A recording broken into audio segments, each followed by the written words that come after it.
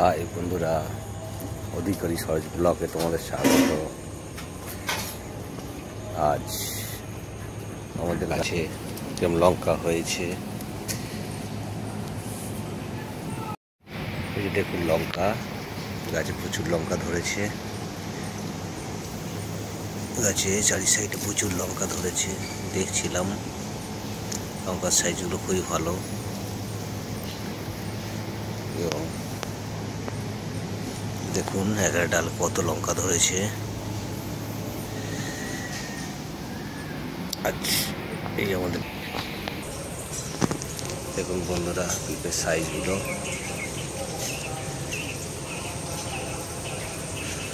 এখন পিঁপে হয়েছে কিরকম। এখানেও পিঁপে হয়ে আছে অনেক।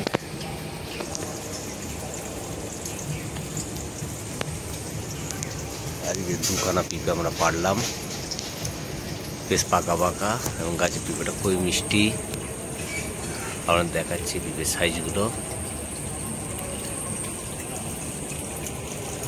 দেখুন।